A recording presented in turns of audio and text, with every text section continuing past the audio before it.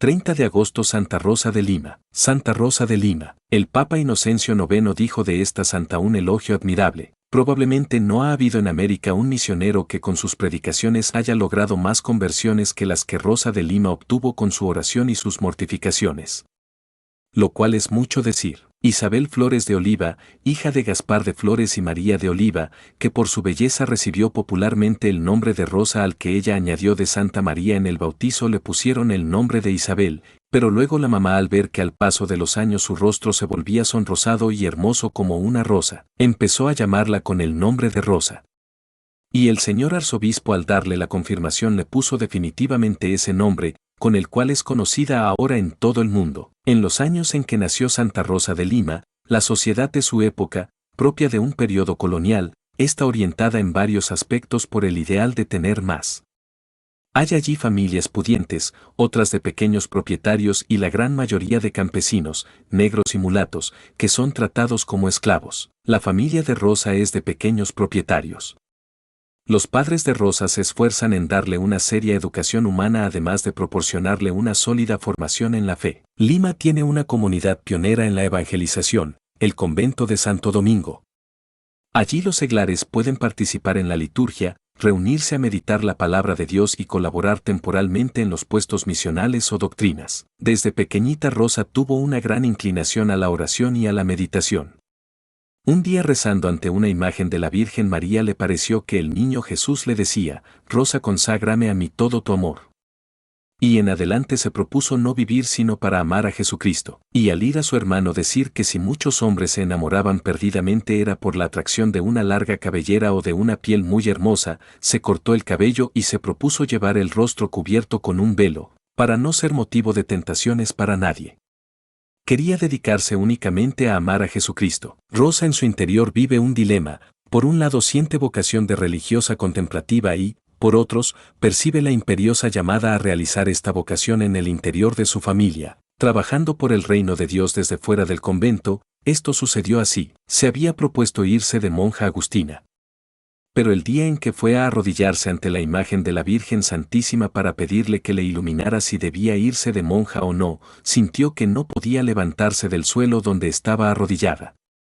Llamó a su hermano a que le ayudara a levantarse, pero él tampoco fue capaz de moverla de allí. Entonces se dio cuenta de que la voluntad de Dios era otra y le dijo a Nuestra Señora, oh Madre Celestial, si Dios no quiere que yo me vaya a un convento, desisto desde ahora de su idea. Tan pronto pronunció estas palabras quedó totalmente sin parálisis y se pudo levantar del suelo fácilmente. A sus 20 años encuentra el camino, ser pobre por la fraternidad universal ingresando en la orden de predicadores, en su movimiento seglar. Había sucedido que ella vino a saber que la más famosa terciaria dominica es Santa Catalina de Siena, 29 de abril, y se propuso estudiar su vida e imitarla en todo. Y lo logró de manera admirable. Se fabricó una túnica blanca y el manto negro y el velo también negro para la cabeza, y así empezó a asistir a las reuniones religiosas del templo. Su padre fracasó en el negocio de una mina y la familia quedó en gran pobreza. Entonces Rosa se dedicó durante varias horas de cada día a cultivar un huerto en el solar de la casa y durante varias horas de la noche a hacer costuras para ayudar a los gastos del hogar. Como dominica seglar da clases a los niños, incluyendo aprendizaje de instrumentos musicales, guitarra, arpa, cítara. En aquel hogar la vida es sencilla, pero lo necesario nunca falta. Participa en la Eucaristía en el convento de Santo Domingo.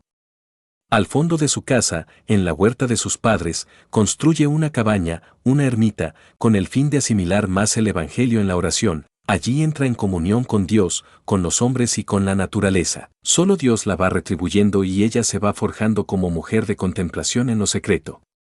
A esto une una serie de mortificaciones. Explica en sus escritos que la mortificación es necesaria para ser saciados por el Espíritu de Dios, para vivir orientados por el Espíritu Santo, para renovar la faz de la tierra a partir de uno mismo. Frente a sus prójimos es una mujer comprensiva, disculpa los errores de los demás, perdona las injurias, se empeña en hacer retornar al buen camino a los pecadores, socorre a los enfermos. Se esfuerza en la misericordia y la compasión. Es difícil encontrar en América otro caso de mujer que haya hecho mayores penitencias. Lo primero que se propuso mortificar fue su orgullo, su amor propio, su deseo de aparecer y de ser admirada y conocida. Y en ella, como en todas las cenicientas del mundo se ha cumplido lo que dijo Jesús: quien se humilla será enaltecido. Una segunda penitencia de Rosa de Lima fue la de los alimentos. Su ayuno era casi continuo. Y su abstinencia de carnes era perpetua. Comía lo mínimo necesario para no desfallecer de debilidad. Aun los días de mayores calores, no tomaba bebidas refrescantes de ninguna clase, y aunque a veces la sed la atormentaba, le bastaba mirar el crucifijo y recordar la sed de Jesús en la cruz, para tener valor y seguir aguantando su sed, por amor a Dios. Dormía sobre duras tablas, con un palo por almohada. Alguna vez que le empezaron a llegar deseos de cambiar sus tablas por un colchón y una almohada, miró al crucifijo y le pareció que Jesús le decía: mi cruz era mucho más cruel que todo esto. Y desde ese día nunca más volvió a pensar en buscar un lecho más cómodo. Los últimos años vivía continuamente en un ambiente de oración mística, con la mente casi ya más en el cielo que en la tierra.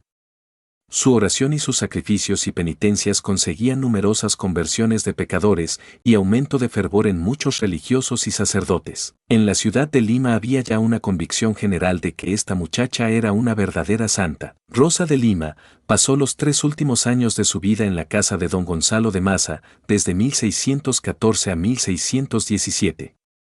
Don Gonzalo era un empleado rico del gobierno y su esposa, María de Usategui, tenía un gran aprecio por Rosa. Durante la penosa y larga enfermedad que precedió a su muerte, la oración de la joven era: Señor, auméntame los sufrimientos, pero auméntame en la misma medida tu amor. Desde 1614 ya cada año al llegar la fiesta de San Bartolomé, el 24 de agosto, demuestra su gran alegría.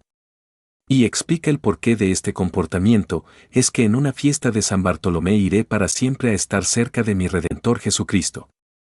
Y así sucedió. El 24 de agosto del año 1617, después de terrible y dolorosa agonía, expiró con la alegría de irse a estar para siempre junto al amadísimo Salvador a los 31 años. Y a esta muchacha de condición económica pobre y sin muchos estudios, le hicieron un funeral poco común en la ciudad de Lima.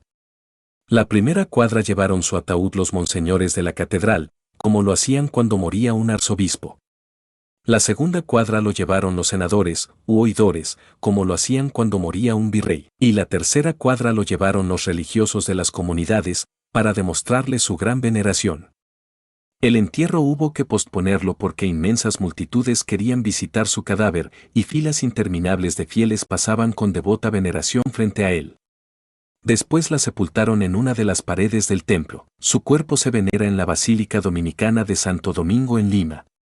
Fue canonizada por Clemente X el 12 de abril de 1671. Desde ese año toda América Meridional y Filipinas la veneran como patrona. Así es, como es celebrada como la primera flor de santidad de América, insigne por la fragancia de su penitencia y oración. Dotada de brillantes cualidades y dotes de ingenio que tuvo ya desde niña, se consagra al Señor con voto de virginidad. Sintió profunda veneración por Santa Catalina de Siena, con quien se advierte una sorprendente afinidad. Así fue como por ello decidió en 1606 inscribirse en la Orden Seglar Dominicana para darse más plenamente a la perfección evangélica. Esta amante de la soledad dedicó gran parte del tiempo a la contemplación, deseando también introducir a otros en los arcanos de la oración secreta, divulgando para ello libros espirituales. Anima a los sacerdotes para que atraigan a todos al amor a la oración. Recluida frecuentemente en la pequeña ermita que se hizo en el huerto de sus padres, abrirá su alma a la obra misionera de la Iglesia con celo ardiente por la salvación de los pecadores y de los indios. Por ellos desea dar su vida y se entrega a duras penitencias para ganarlos a Cristo. Durante 15 años soportará gran aridez espiritual como crisol purificador. También destaca por sus obras de misericordia con los necesitados y oprimidos. Rosa arde en amor a Jesús en la Eucaristía y en honda piedad para con su madre, cuyo rosario propaga con infatigable celo, estimando que todo cristiano debe predicarlo con la palabra y tenerlo grabado en el corazón. Los milagros empezaron a sucederse en favor de los que invocaban la intercesión de Rosa, y el sumo pontífice la declaró santa y la proclamó patrona de América Latina. Rosa de Lima es la más bella rosa que ha producido nuestro continente.